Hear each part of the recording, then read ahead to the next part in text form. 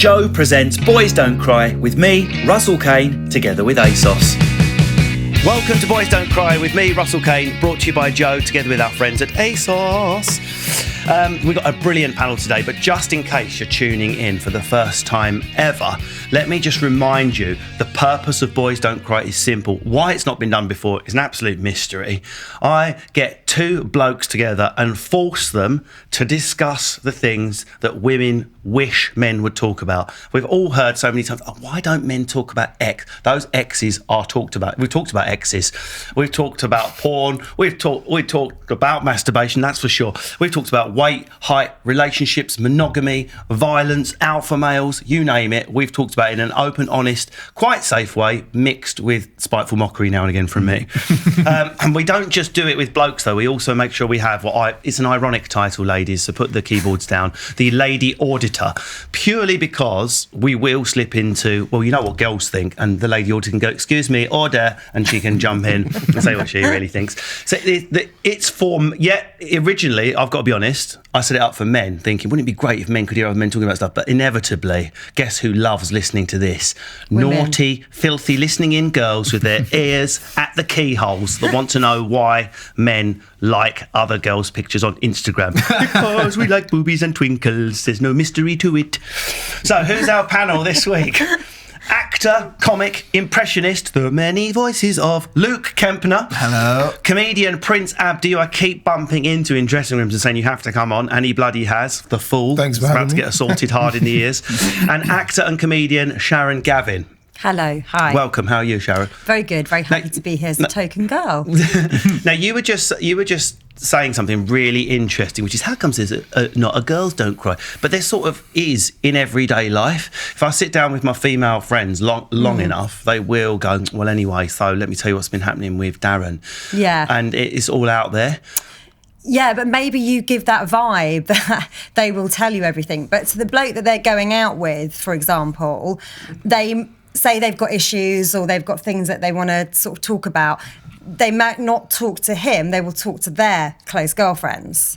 Right. So women do talk, they do talk a lot. To each other? Yeah, so what I'm saying is that a problem with men's listening skills? I don't know. Rather than women's speaking skills? I don't know, but if you had a show about women, sort of going what women really talk about, the men would actually eavesdrop and hear the other side. Do you think so, though? Because I feel like, no disrespect if you are the hosts of some of those brilliant shows, but I do feel like there are lots of places I can go to hear girls doing real girl talk. Whereas any man stuff, it's either, I'll tell you who I think's going to win the league, Tottenham, or I like boobies, episode 7, and that's it. There is nothing else. Yeah, and we're sort of in between that territory. I think there's a truth. And men are only just in 2019 finally, would you agree? Prince Abdi, Abdi, not a wrestler, a comedian, Prince Abdi.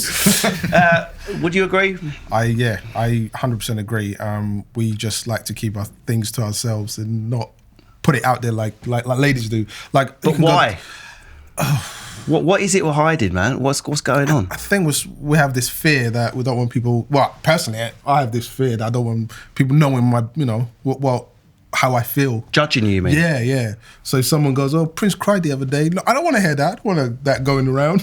But do you write about how you feel in your comedy? Did you cry the other day? I did, yeah. Loser. What happened? Tottenham will never win today. I told you, Tottenham will not win today. I don't know anything about football. Tottenham could have won it for all I know. missed that penalty. So was it something serious or was it? I tell you what gets me going. No, I'll be honest with you. I cried because I lost my brother 3 years ago, and every now and then, I just think about him and I just. And what will set it off? Something you're watching or something in everyday life, or you're just at a quiet moment? Yeah, I was just on my own. And then I just thought of him and I was like, oh my God, I just can't believe he's gone, And this has been almost 3 years. Yeah. And I just started crying. I was like, oh my God. we have spoken about grief on this podcast. It's because I do think men and women have different ways of processing grief. Culturally, there's a difference as well. I don't know what your cultural background is. Yeah, mine is taboo to cry, and mine is like, you gotta be a man. As soon as you're born. So your parents from another Yeah, they're country? from Somalia. Right. So because it's interesting, because when we've had guests on, I don't know, their parents might be from Mediterranean, for example. We have one guest, he comes from a more wailing, where men, like a lot of the Middle Eastern cultures, men are more likely to wail and cry, and it's sort of a sign of respect for someone that's lost. So it's interesting that in Somali culture, it's not done. I'm saying this for the first time. So if my dad saw me cry, it won't be a good sight. He just won't be happy with me. He's So like, it's just a total no-no for Somali male culture. Yeah, we have to keep stuff to ourselves. Well, even in grief, even in something as... Yeah, you got to keep it. Yeah, I think when I went to the funeral, I probably was the only one crying. But So your old man was had still to walk away. That's very that's almost like a British cultural thing you're describing there. You've got to keep it. Be a man. I didn't realise the stiff upper lip virus had spread that far into he's gone now. Just man up. Oh my God, but yeah, I remember tough. just like walking away, and just bursting into tears and being cried. But then, it's just it doesn't happen that often. But every now and then, it would just come and I'm just like. I mean, I think it's probably a balance because I think sometimes women do over cry and you can be sort of over emotional. Sort yourself out. Yeah. Like, the main course is going to be here in a minute. You're embarrassing the whole restaurant. or you're called hysterical. Do you know what I mean? Like if you get a bit That's emotional. a stereotype that's thrown around, Yeah, isn't which it? is bad. But my ex used to, throw that at me whenever I got upset. Is that you're hysterical and you need to kind of like, well, I'm actually upset. But I do sometimes think that women can be over emotional, and obviously men are the other way. No, sometimes it could be the opposite. Sometimes women can be the tough ones, and the men could I remember I was seeing this girl, and I remember after I think it was about 8 months, I told her I love her, and she went, I don't. I was like, bro. oh God. Tough. You are bringing the heavy ammo early. With that brief rejection. I was like, oh my We haven't even got to a God, warm-up this is- topic yet. I told you booking him was a good idea. And she was like, man up. Bombs I was like, dropped. No. Poor old Luke. What the hell's going to come out of Luke's mouth? What would Donald Trump think? Well, let's hear what Jacob Rees-Mogg would say about that. With I never cry, actually, to any of my children. No, but I was thinking, so my wife lost her father to a sudden heart attack, and she's incredibly tough. Like my wife, obviously at the time, there was a lot of grief around, but even now, sometimes I'm like, I think you need to open up more because I think she's a twin. Well, so her sister is a lot more. Has been a lot more sort of open with her grief than my wife has. And look, my wife's not sort of like anyone like, I do think I need to talk about it. But I think getting it out is a good thing. Do you think the cultural aspect is important there as well? And I know that no one on the panel is Scottish, and she should speak for herself, but I happen to know she's a Scot. And I think there's quite a tough women culture in Scottish culture. Yeah, it's almost like what you described of men. The average Scottish woman has got that kind of... Oh, it's out there. It's not, I'm not gonna fucking cry. I'm fine. I'm fine. And that is it. And it is even at the time. I remember just sort of thinking like, how is she going to deal with this? Because I know this strong woman that looks after me. Yeah. But she's amazingly strong with it. But then sometimes I think it's good to, open the valve. What is strength? I mean, we're way off where I wanted to go today already. But I think when we say strength, that's a word that's been taken over by men. It means big, tough, immovable, solid, concrete. Some of the traits we've just been describing. Sometimes it can be stronger. I'm going so wanky now. I've always said I wouldn't do stuff like this on this podcast, but it can be stronger to be open. To show your vulnerability is a sign of strength, isn't it? Yeah, but then sometimes people can exploit that, and that's why I think personally that's why I try to be tough and keep everything to myself. Well, who's going to exploit it? What do you mean? What do you mean, like credit scoring? Like for example, I won't put anything on social media that I feel like people out there might exploit. Right. For example, because sometimes I do feel like going out there and saying, I cried, I miss my brother, but I feel like if I put that out there, then some idiot would say something, and then that will fire me up, and I don't want to get to that level where it escalates. And then he might say something, and then I'm like, how about you? I don't want to go to that level. Yeah. But I think we talked on this podcast before about sort of is opening up about anxiety, is opening up about feelings make you not able to be a strong man? And I suppose that is where I would agree. And I don't think strength is just about holding it together. I think if you are that person, that's fine, if that's how you deal with something. But I think it's also a sign of strength to be open, and then that might help you deal with it by being more open. Yeah. Right. Anyway, well, that was supposed to be hello and welcome to the show. Sorry. 15 minutes burned. Excuse me. Let's move on to something which definitely is funny: virgins. No, I'm Guilty. joking. It's not necessarily a funny thing. It's just something I realised that we all spoke about till we were about 18, then stopped talking about it, and I've never spoke about it again. It dominated my whole mind for the first 18 years of my life. That you can tell a lot particularly about a bloke, I think, maybe Sharon will correct us about a girl as well, about how long it took them to lose their virginity, how they lost it, and if they were one of the ones like who struggled, like me. I was one of the last soldiers left. Really? You know, like in that movie Dunkirk, where one guy's just in the plane at the end. That was me. My shoot's not going to work. It will. Geronimo. It's actually a brand of condom. Blink. No, but I think this is my little theory, Sharon Gavin. Yeah, go on. Gaviscon. I think that the nerdy ones that were left on the shelf turn out to be the better blokes in the long run. Why? And That's just because the players who were plunging age 15 and banging everything that moved probably turn out to be the bastards. Discuss. Because I had to wait a little bit longer for it, work harder for it, had to learn to respect what women wanted and needed. I wasn't blessed with height, looks, nothing. I had to engage the brain. Therefore, if a man loses his virginity at 19, 20 and likes Dungeons and Dragons, he's probably a legend. This is all based on you. It's based on me. Yeah. Basically, I'm a legend. Yeah. No, but I don't know. I mean, yeah, you did sort of get the players that did sort of turn out to sort of be the bad boys. You know, I don't know what they are like in later life because I sort of avoided them. Yeah. My dad's a plasterer. Exactly. What a legend. And shags like the Clappers from that. He's Irish. But yeah, I don't know. I think you're probably right. I think those that were kind of, you know, getting it on at sort of 13, 14 and were shagging around weren't the best. There wasn't the boyfriend that you wanted to go for. I mean, it's actually quite sad, really. But I was brought up as an Irish Catholic, you know, so it was really sort of like my... Condolences, sorry. Yeah. This is a place to share pain. So. Yeah, my mum was literally, when she talked to me about sort of having sex, it was like when you're married and the penis goes into the vagina, that's sex. Yeah, and it was just like, oh my God, this is awful. And when I did lose my virginity, I was 17, but my boyfriend was a bit older, but only about 3 or 4 years, but I was embarrassed, so I pretended that I hadn't. Was he actually in charge of a church by that point? Or was he still training?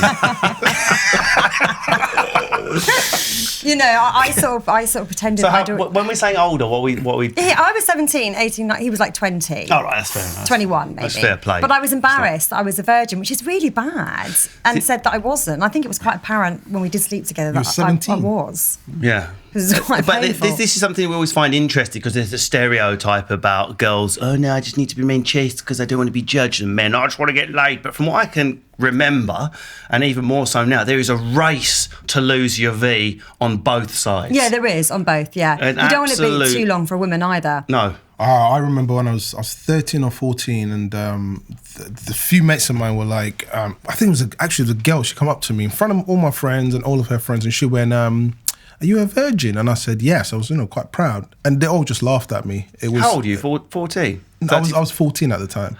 I was 13, 14. Oh, and they laughed Action Men was still out and arranged in battle and position. they laughed at me, and I just thought, what? And I was in shock that they all lost their virginity. But they probably were all virgins as well. It's all front, isn't it? Yeah. See, it was different at my school because I lost my virginity at 15, and I was one of the last. It's a mid-range. I was one of the last, though. You were the last? Yeah, Jesus, where did you go? I remember, Were you Catholic as well? Yeah. I was just desperate to be. But just a really good singer. Yeah. You made that choir. But it was, I remember, being one of the last. But it was funny because you're saying sort of like the people that were shagging at 15 ended up being the bastards. Well, it's just I'm throwing provocative theories out there to be shot down. You've had a pop. No. But I think it was actually, it's more sort of what's happening around at your school. Like where like it was like, I think if there were people who were waiting till they were 17, 18, I didn't know them. Like, because every one of my mates and the girls as well, they were all shagging each other at secondary school. Yeah, me as well. Like some of the girls got pregnant and whilst they were in school. Oh, really? And, yeah, and we got like, I don't live in the area anymore, but sometimes I go back, see old friends of mine, and there's grandmothers that are like 35. Seriously, it's insane. Like, that's confusing, isn't it? Your grandma? 35? I've been on that Instagram page, hot grandmas. It's an underscore before grandmas. Granny Fanny. So you were 15. Yeah. So let's come on. We're all dancing around the subjects here. There's two ways to lose. In my experience of listening to people, there's two ways to lose your virginity. With the first person you fall in love with, what I've called in a previous episode, Ebola love. Ebola love is that when you fall in love so hard, you're like, I'm throwing up, I'm gonna die from it. If they go away for the weekend, I can't breathe, I've got a fever. That I had to wait until I was in love, fully committedly in love with someone. I was 17, nearly going on 18. We both loved each other. That's the way I lost it. And then there is the under a bridge with a bottle of 2020 method. Luke. I'll give to you. As I put my bottle of 2020 down, it was mine was very much the first way. But she was a couple of years older than me, so there might be a documentary coming out about her. But she was like 17, I was 15. But it was not too bad. It wasn't like bumping. We're not talking bumping grind. Yeah. But I was completely like gut wrenchingly in love with this girl, and it was everything about it was kind of perfect. It was on the night of comic relief, so we just donated some money. And, you had your red nose on. Novelty glasses. But it was just really, because she wasn't a virgin, but I was, and it was, it's everything nice about though, isn't it? To have a teachers and guides. Like when you're both virgins. Yeah. Although saying that though, when you're 15 and she's going, I remember what it was like my first time, I don't want to hear about that. I have to say my experience was amazing. It was really special. So you don't hear that. That's weird that half the panel had an amazing, loving, consensual, positive first experience. It tends to be the rare. I'm guessing you're going to dissent. No, I actually lied when I met the girl. I told her I've slept with so many girls because, if I told her I was a virgin, I thought she was never going to like me. Yeah, that's what I did. I slept with loads of girls. But is that true? Shout, just before we hear Prince's story, when a girl is 18, is she more likely to not want to be with a guy that doesn't have experience? Because you think of the stereotype the other way round. Not for me personally. I definitely would rather be with a woman that knows her shit.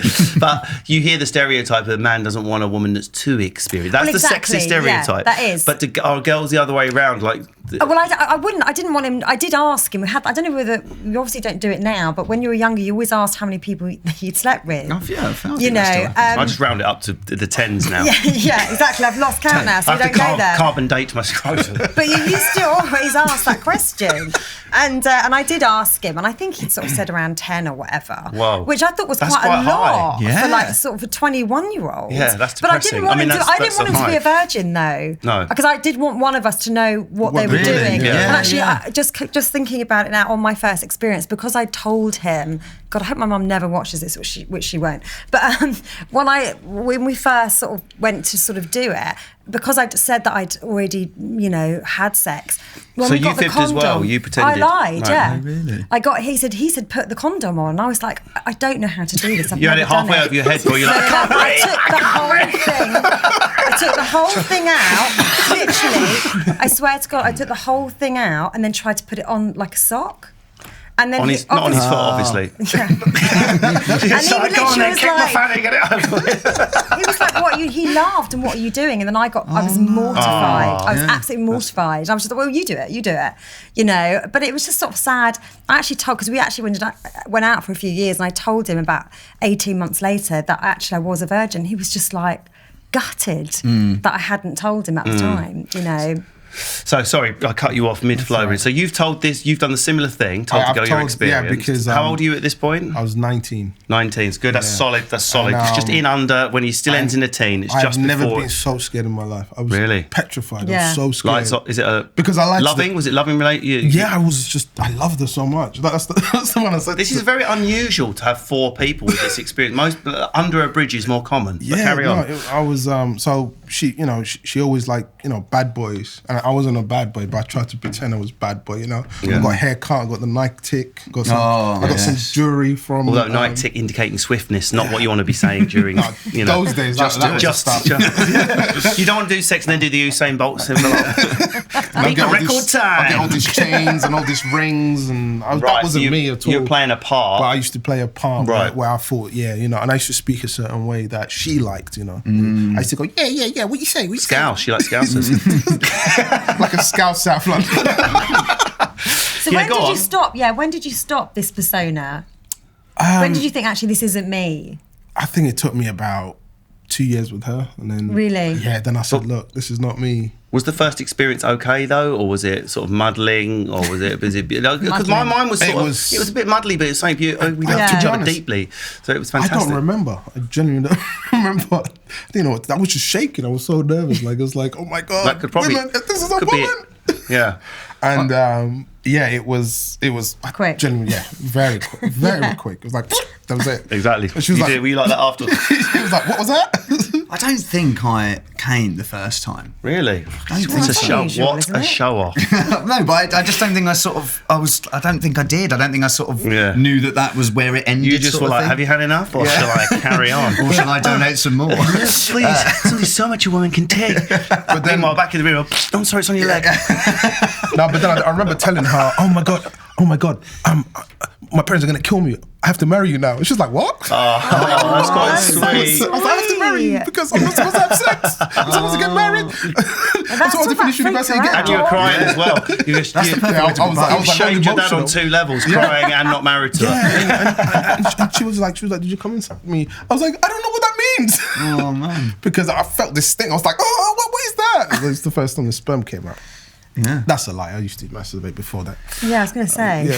Surely that wasn't the first time. I was so scared. If only that was the first. My forearms were like Popeyes by the time I lost my I was teeth. so scared, like, first time. It was the scariest thing. It's good to admit that. I think because we'd gone on a few... I didn't know what to do. A few weeks. Well, this is the other thing I wanted to say. It's a slight generational thing going on, in that if you had access to pornography before you lost your virginity, although it can give you a warped, skewed and perception of sex, and a lot of it's misogynistic, most of it is, you do at least know the mechanical aspects of what you're supposed to do. I had magazines. So I was lucky or unlucky, you might phrase it. I was pre-internet in my house. You know what I mean? It's like we weren't going to be able to afford internet, but there were access to there were videos going round, and I approached it like I've approached everything, stand up, A levels, with a scientific. I'm going to know the name of each bit, what each bit does. The Haynes manual of the Panani has been fully read, and I was armed. That's all you can do. If you're a teenage nerd like I was, all I could do is arm myself with information. So when I first looked under the hood at the kit, as it were, I knew. I felt. Where should we start? Well, I did. I knew what I was doing, and people never talk about the positive aspects of porn because there's so many negatives. But there is no bloody sex education. So you're going into that virginity encounter not knowing anything about sex courtesy of school. So what information did you have the first time you engaged the enemy, as it were? Well, but I think actually, like now the battlefield. It's one of those things I've never really thought about it, but now I do think about it. I think being with someone who was older than me and had a previous partner actually was amazing, because even with things like foreplay and stuff like that, she taught me everything about what was going to happen. And it's sort of like, and she was really sort of nice about it, and not sort of like, do you not know what you're doing? Because I was very sort of like, I'm very much a virgin. So then actually, and everything sort of, as it went on over a couple of nights, I sort of would learn. Bloody hell, the stamina on the man's unreal. Only then did I permit myself my first ejaculation. Fucking tantric like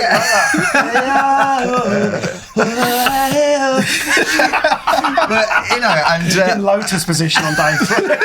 You may touch the belly now. Where did that beard come from, Luke? But yeah, so like I was very lucky, I suppose. Yeah. Oh man! So let's talk a little bit about sex education. Then you got a Catholic background. I come from like working class background. I got what I call a drop and run, where my mum, when I was aged about 13, book about sex, dropped in the room. She runs out the other side. That was it. Nothing from school. Nothing. No talk. Mate. No nothing. Drop. Run. My dad literally said to me in his van, he said, "Keep it in your pants, Luke," and that was it. that was the sex chat when I was about 13. And anything from your mum? No. And I remember going out with a girl, this was before I lost my virginity, and she was like, "Oh, I'm going to give you a blowjob." And I was sort of, and she texted me it, and I was like, "Oh, right, okay." And then I was telling my mates, it's going to happen this weekend, because I'd met this girl in Butlins. And then we were going to... just getting classier. And then we were going to... She was from Milton Keynes, so then she was going to come and stay at mine for a couple of days, and she said, "I'm going to give you a blowjob." And so like, I told all my mates, but She'd need the 2 days to finish this, mate. my jaw. I was waiting as you came in, but but Did it happen? No. What? Because it didn't happen because I think as well she was on her period and didn't want to tell me. And so sort of, anyway, the stuff didn't happen, but talking about parents, I remember thinking, what I'll do is I'll talk to my older sister because she was like 3 years older and I was like, oh, this girl's going to come and give me a blowjob. And she was like, well, I don't want to talk about that. And then brought it up at the dinner table. Wait, you knocked on your sister's door and went, excuse me, I'm about to get sucked off, but she's got a period. Can I talk to you for a second? That's the kind of story I always dreamed of hearing. There are sites where I have that story. But like before the girl had come round, but then my sister brought it up like 2 days later at the dinner table and I was really embarrassed and my parents didn't want to talk about it at all. She didn't bring it up in front of your parents? Yeah, my sister did, yeah. Oh my God. Yeah, I know. Yeah, So what happened? Everyone just went quiet? Yeah, everyone went quiet and sort of laughed at me about it, and then I didn't really want to talk about it. I know, so I didn't. I then it was sort of education was just from mates asking mates that had been through stuff. Porn videos here say we need to fix the sex education system in this country. Now, do you have a religious background at all, Prince Abdi? Yeah, Muslim. Yeah. So, is there a sex talk for Muslim boys? Not Muslim in your house, different sectors, so different culture. Sometimes, no, it was a bit taboo to talk about sex. So you had nothing at all? No, I remember my dad just telling me, just don't bring a boy home. That's what he used to tell me. He goes, just don't bring me a boy. And he goes, so did they be gay? Basically? Yeah, exactly. Right. Yeah. But he goes, but just wait till you finish your education and then. So there was just an assumption that you would know what bits go where because information doesn't come across by osmosis. There's not that many holes. I mean, yeah, but some people you don't. It's not just like a case of that. But don't know how everything. If I hadn't taken the time to watch pornography, I would not have had a clue what I was. Obviously, the basic mechanics we sort of know. I wouldn't have had a clue what I was doing, how I was supposed to do it, what bits were supposed to get twiddled here and there and everywhere. And so I didn't know if in your cultural background maybe there was a kind of talk around the table moment. I used to bring boys home all the time.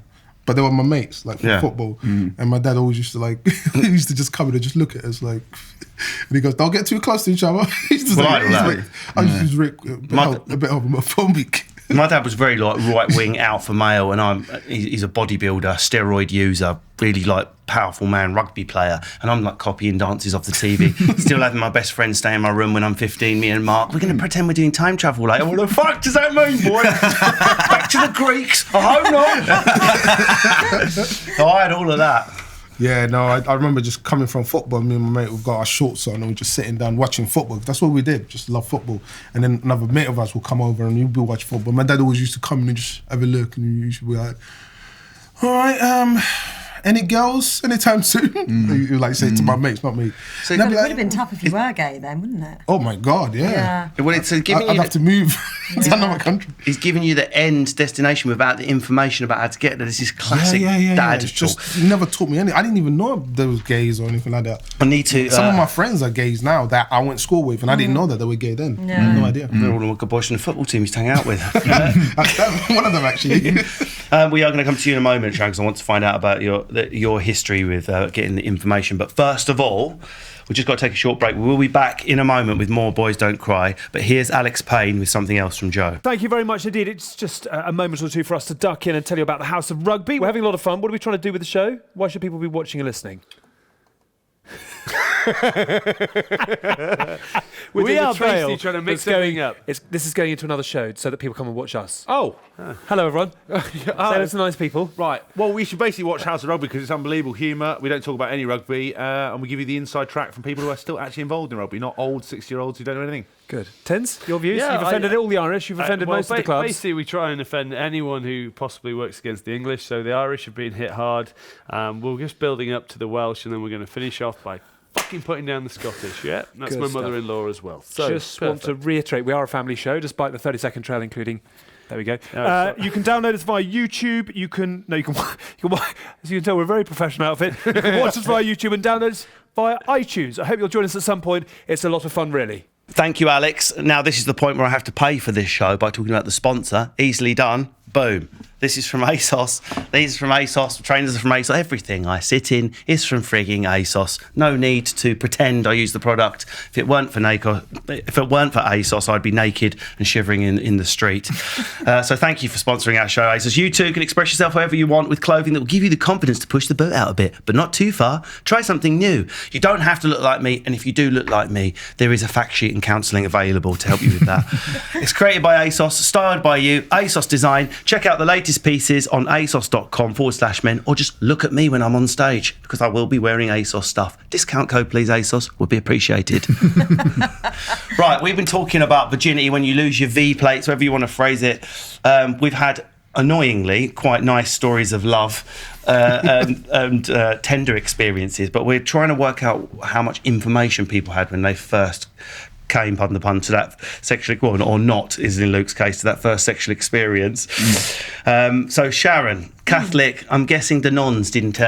If you see those two goats out there, what they're doing right now, the filth of the devil inside each other. Was it like? Quite good Irish. No, I didn't. I literally, as I said, I got nothing apart from. I knew. I'm one of four, so I'm the youngest. So obviously, I kind of. That's quite a small family, isn't it, for Catholics normally? Well, I'm second generation, Right. So my mum was like one of 12. My dad was sort of one. That's more like it. That's the numbers I'm looking for. Exactly. But we back, my generation, 4 was sort of quite big, really. Yeah. And I was the youngest, so I obviously kind of picked up loads from my sister and my brothers. I kind of knew what it was. Obviously, there was a little bit at school, but I think it was just one biology lesson, wasn't it? Of just sort of some diagrams. It's totally removed from the reality I had of. sex education. We've both had Yeah. we've had a glass of wine. I've got this girl's pants down. Everything's going on. There's nothing I received at school helped me with that moment. No, I never. No. And it bloody well should, in my But so, opinion. do you think that with sex education at school, they should show you the art of lovemaking? I think relationships, boundaries, consent, Yeah, I and think that sex is- is slightly yeah. different from a sperm and an egg create a Yeah, baby. absolutely. But they shouldn't be separated. They should all. Yeah. They shouldn't be. They should be part of the same. It obviously shouldn't be porn. It should be like, I'll be honest, lads. I've got a bit of a sore throat, so we're going to watch Bangers and Muffs 4. By the end of it, all your questions should be answered. I'm not saying that. No.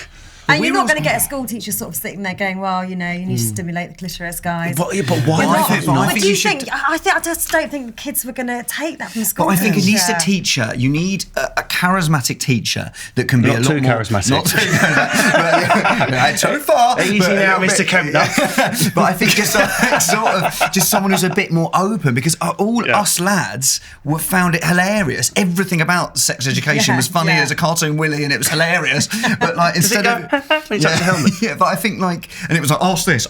Like it was never just like guys, this is what it is. I forgot ask this. I've forgotten that thing. Do you get pregnant for a blowjob?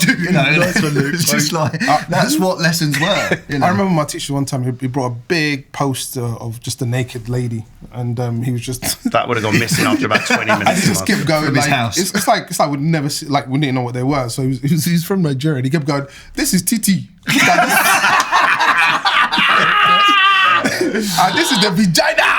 It just sounds so loud. Oh, and behind the vagina is the ass. So you have 2 holes.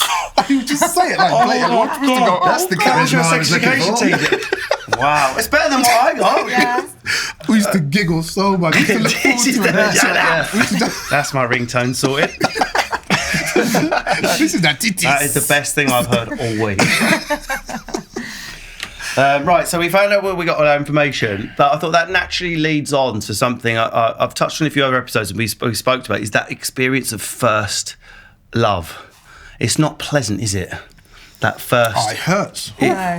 I'm trying to remember positive.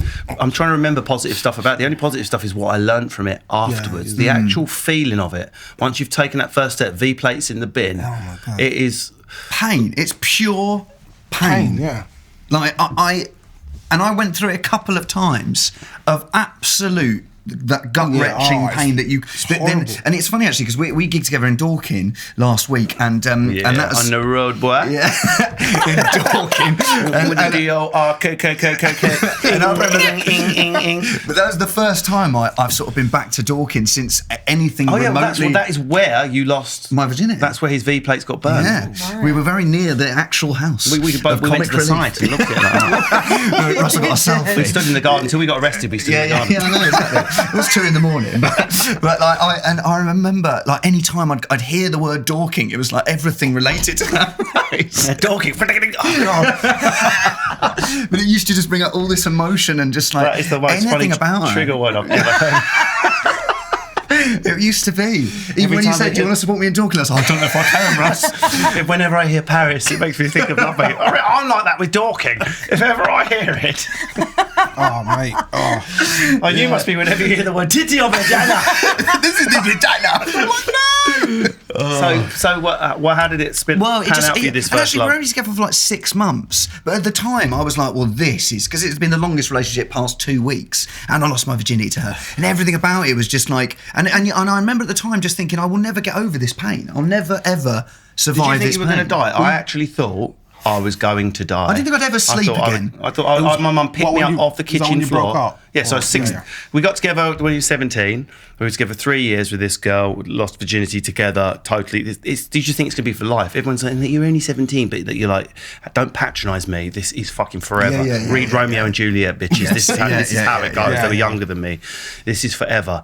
And it wasn't forever. And she split up with me. And I didn't realise that as an adult, you could cry like when you were 7 years old. Like, Yeah. with snot. I didn't know an adult could cry like that. You get to 14, 15, you're like, I don't cry. I'm a man now, sort of thing. I'm playing a similar sort of part to you were playing by the sounds of it, my version of it. And then I found myself on the kitchen floor with my mum trying to pick me up. And you're just thinking, I might stay alive for 2 more days, but then I'm going sleeping pills, whatever. I can't live like it. It's so dramatic. You are going to die from it. And I think it doesn't go away, actually. You can still get heartbroken, you Yeah. know. I mean, I wasn't heartbroken over my sort of first love. I finished with him. But the pain when I was sort of in my late 20s, what I felt was the real love of my life. You know, I came home one day and he was just like, I don't want to be Was with that your you. real first love, though, do you think, maybe? No, because I did love my first boyfriend. I was with him for 4 years, so I did really love him. But I outgrew him. So I went for sort of, he was real sort of, I guess, a bit of a bad boy, a bit older than me, used to pick me up from A-levels. He was very working class. I thought he was cool. Help with the And homework. But then, I went to sort of drama school and we really grew apart. And I was like, but this second one that I had, which was another love of mine, I was in my late 20s and I remember doing the Edinburgh Festival and I came back. And I think looking back, I probably was quite self-obsessed with myself and just doing shows, and he was just very steady in my life, just a rock. And I came back and he was just like, I remember one day he was just like really pale and wasn't really speaking, and I was like, what's the matter? I had absolutely no idea. And he was just like, I just don't think we're right for each other. I just don't think I'm in love with you. Out of the blue. It was like as if he might as well have been run over. That's how it felt, because it was just completely out of the blue. And even then, in my late 20s, I was sick. What was your downtime? How many days in bed? Duvet days, God, kitchen floor? it took a long time, and it actually quite similar. My mum came over. I just phoned her up, and I'm not even that close to my mum. I'm really close to my sister. But in times like that, I actually needed my mum. It was that bad. I was like, fuck, I need my mum. But they say it's like half the amount of the relationship is how long it takes to get over. It took me a long time. It took me. I was with him for about 3.5 years, and it did take me a good year and a half. To get over him. What was your first love like then? How deep did it go? I was so much in love with her. Like, I'd do anything for her. And then I remember when I was 19, she was 18, and then I helped her get a flat. And when she got a flat, I did the flat up, I did the floors, I did everything, bought a bed. And then one day, like, I was just like, wanted to see her, like, and she was like, oh, I'm busy today, I'm busy. I was like, okay. So then I was driving past her flat and I saw this bloke going in. I was like, oh, okay, this is something is not right. This is before Amazon Prime. This This is for everything. But then I remember, like, because I had a spare key for her flat. Oh, no, you didn't. I did. Oh, mate. And I went in. I love stories like this in the and worst way. she's Carry on. in the bed with this guy. Oh no! In the so you crept in quiet because you had suspicion. Yeah. Because I'm like, and the pain. I didn't even know where I thought like I just had a heart attack. So come on. So you let yourself in the front door. And there was a stairs. So I went up the stairs. I didn't close the door behind me. So I bet you were like opened a it. fucking cat on those stairs. I went upstairs, and I was like, I couldn't even speak. And she saw me. She went, "Oh my god!" And he got out. Did you burst in? And just the Nigerian teacher came out. That is a vagina. I should have done that. Freaked the guy out. No, did you do a burst in or did you do a broken sad face? No, I There's two was approaches. just, You I can do was the in guilty shock. sad face. You can do a I violent was in burst. shock, but I still tried to play that bad boy character. I was like, what the fuck? What's going on now? But inside, I was like, oh my God, I can't believe this is happening. But I was just trying to show this fight? macho. That is tough, With the fella, I always think it's worse. And if the fella was like, I had no idea. And he was like, bruv, I swear down, I had no idea. But then I kind of realised that she was playing both of them. Because otherwise he would have been like, oh, you know, you could always tell somebody. I've always think in these bursts, has anyone experienced a burst? It's very rare to meet someone who's done a full. It was like a movie. No, I've It's never like- experienced The only anything other like person that. I know that's experienced that is AJ, who sometimes comes as Lady Auditor. She did a full walk-in when she was dating the teacher. It was like a movie, seriously. I've seen it in films and I was like, But I've always wondered, is it worse? I'd be interested to get the female versus the male perspective on this. To walk in on someone who is like you, similar class, similar background, or is it worse if they're the opposite of you? I always think if I walked in and the guy was like, it was another comedian a bit like me, does what I could do, it's worse. Whereas if she was shagging like a ginger stockbroker from Iceland, I'd be like, I'm never going to be able to compete with a ginger Sorensen. for me, I'll be honest, that's the first time I experienced this. So for me, it was just a bloke. So another guy, another penis. I was like, what the hell? And then I remember just walking up. I because I said to myself, just get out, because you could do something very dangerous here. Because I knew where the kitchen, I can run down to the kitchen and get a knife. And that's how that was going through my head at the time. Madness, you don't know what Yeah, you're and I gonna thought, do. let me just get out. And I got out, went in my car and left. If you had to walk in on someone, if you had to tomorrow, there's two doors. And it was Alistair McGowan. And it's Alistair McGowan, or it's someone who works for the UN and does aid work and does nothing like what you do. So someone is going to be banging your missus. It's Alistair McGowan going, I see really big things for this relationship, like doing hilarious voices while your wife laughs. Imagine he was doing your voice. Doing your voice. So hang on. So it's Alistair McGowan doing an impression of me. No. It's someone who does. It's someone who does what someone you like me, or it's someone not. See, I think women will be like, what difference does it fucking make, guys? What's wrong with you? But for a man, I think it'd be someone personally, it makes a opposite. massive difference to my rebuild process over the next 2 years. I think it'd be worse if it was similar to me. worse, yeah? Yeah, because then I'm like, I'm not good enough, and you found the better version of me instead of the complete opposite. Yeah, is what I would Girls. I don't know. I think for me, So you've got $2, Sharon, you can walk in. One's There is Alistair someone McGowan. does the same job as you, similar looks to you, I everything went similar. to bloke Through the other going, door there's is a someone, vagina. someone totally different walk of I life. think if it, Or I does it think make you're no- right. I think it shouldn't make a difference. That sort of wouldn't kind of process in my It head. does to men. If I'm being That honest, wouldn't it process makes in my so head. much difference. But if she was really, really beautiful, much more beautiful than me, Impossible. I would find that worse. I think. Because I'd be like, he can get someone like her, and she's fair play to you because she's fucking hot, you know. That's an and- interesting twist on it. So, right, let's run the I think it experiment make a again. difference if his penis is a lot larger as well. Like Yeah. you see, you're like, oh Always God, the case no, with me. no, If it was larger than mine, I Never feel about sorry size, for her don't because that's going to end in Sudafed Like, minimum. oh God, no. That's a bucket of ice. Sudafed. She's the loser if it's bigger than me. I mean, we're I agree. talking. That's what I'm talking about. No. Okay, let's replay the experiment. Right, so Prince, are you currently in a relationship? Are you? Yeah, I am. So you're going to walk. You have to walk in through a door. Play my thought experiment. I know it's painful. You have to walk in through a cheating door. Through one door is a guy really ugly, much uglier than you, and that's who your woman's going to run off with. Through the other door is a really, really good-looking guy, buff as fuck. Then it's a Nigerian teacher who sorted himself out. And no, it's a my old school teacher. It's a fit guy. He's a fitness model. I told you this is vagina. Which door is worse? See, it's so funny you say that because my brain goes to the complete opposite place of Sharon. I would rather know that I couldn't compete with that guy. He's a fitness model, therefore no problem at all. Where if it's It's probably thick. yeah. No, because I'd be like, if it was just someone similar to me, I'd be like, you're a fucking idiot because I'm much better. Do you know what I mean? But if she was completely out of my league and she was really, really gorgeous, then I would feel intimidated. I'd prefer by that. Luke, Yeah, I think. my Prince thinks. I think it would be I agree more on your worse if they were ugly. Really? Yeah, so it'd be better if they were better looking Thank than you. me. Me and Luke on the same page, man. Yeah, Because because then I'm just sort of like, well, And I think me and that's you I are together, can't. aren't we? No, I think it would be worse for me if the guy is like much better looking, fitter. Really? Yeah, I'd be like, I need to hit the gym. I need to. Yeah, it become made a me feel vegan. worse about Doing myself. sit-ups whilst crying. Yeah, it would make me feel worse about it will. myself. Yeah, Right, I'd be join me, oh, mate. It's Once been you've absolutely. finished. In fact, you've been really honest, guys. Just to bring it quickly back to virginity for the last one. When you look back at your 15 to 19-year-old selves, quite a range, Mr. Kempner here on the panel today. How do you see the difference between how you developed as a person, sexually, blah, blah, blah? Do you even recognise that person you were on that first encounter?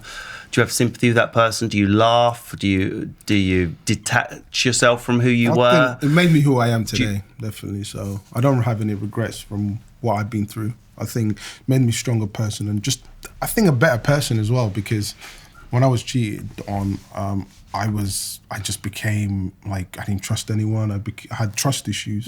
So as soon as I get into a relationship, I used to like check her phone and do things like that. Like, who is this? Who is this? That's my mum. I don't care. Give her a call. Yeah.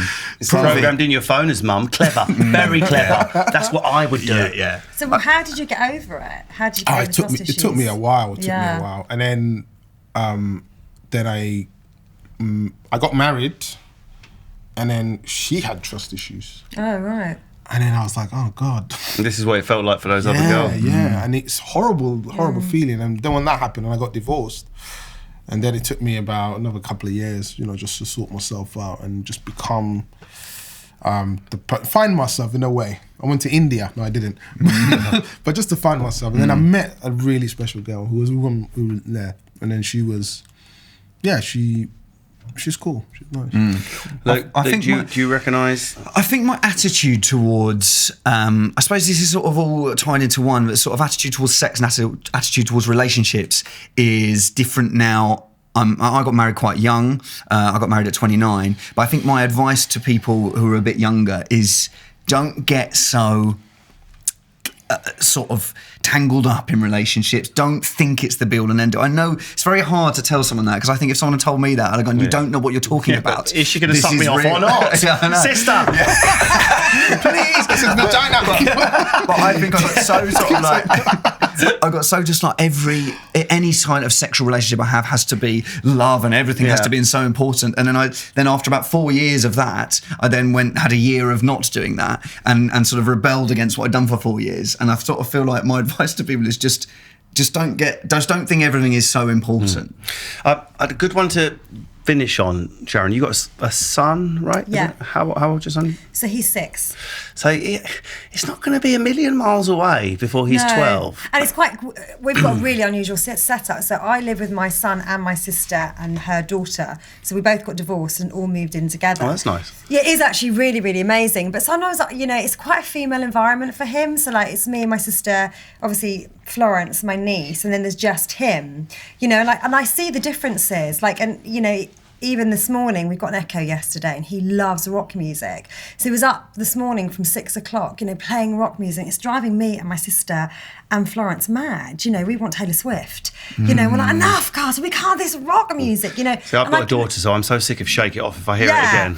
But I can so see the differences between us being girls, and I'm like, when he's, as he sort of gets older, me sitting down having to have those chats with him, even when he's had problems with his willy, and I'm like, I haven't got one of those. And I'm like looking at it and getting the Sudocrem out and going, is it hurting when you're weeing? And I'm like, shit, I don't, his dad's not here. He does have a dad, but I always used to think before I had my daughter, I'm not going to be one of those parents. I'll be like, this is a vagina, this is a penis. But it never stops looking like a little baby. Yeah, she's 3, still looks like a little baby. I'm guessing she's still going to look like a little baby when she's 11, 16, 21, right? That's the way it rolls.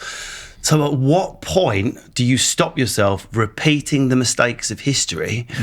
There is one good technique I heard, is that if they're old enough to ask a question, that's your door to go in. You should answer it. So when the first time they say where the babies, they don't give a toddler answer, but in toddler language give a full answer. Oh really? That's interesting. So if the question has been asked, how did the baby get there? You don't give I've been saying God.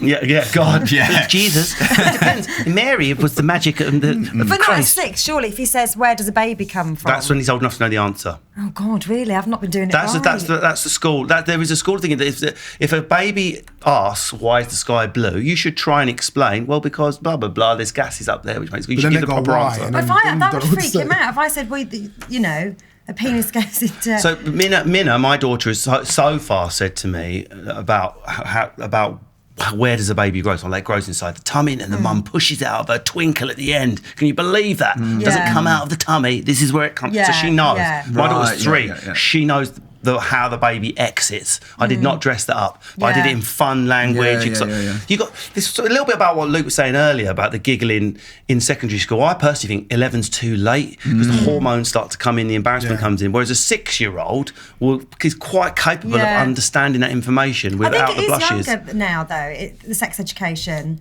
I think it starts at around 9. But do you think next time you get asked a question that based on this discussion, these 3 damaged lads next to you have been thrown about under bridges? You talk, I learn. I mean, actually, it is interesting that I think you're probably right. But how do I say to him? Just answer the question. Where do babies come from? It's quite simple. This is what makes a baby. There's 2 ingredients. One man has one, a woman has the other. The ingredients are put together. If they say how, you have to tell him. Yeah. Well, they know about animals and stuff, don't they? Yeah. So it's only one step on from that. Or just send him to the nons and get him back when he's 16. My daughter asked me when she was 6, and I freaked out. She went, "Daddy, where do babies come from?" And I freaked out. And I was thinking. Then she went, "I already know." I was like, "What?" She was like, "Oh, Mummy told me." I was like, "Oh, thank God for that." Just testing you. Bye. Right, we're out of time. That's the end of Boys Don't Cry this week. Thanks to our friends at ASOS and, of course, my guests, Luke Kempner, Prince Abdi and Sharon Gavin. Don't forget, we're a podcast and a YouTube show, so leave us a review or comment if you like. If you don't like it, how the hell have you got this far into it and continued listening just to not like something? That says more about you than it does about me, so fuck off. Thank you for listening to Boys Don't Cry, brought to you by Joe, together with our friends at ASOS.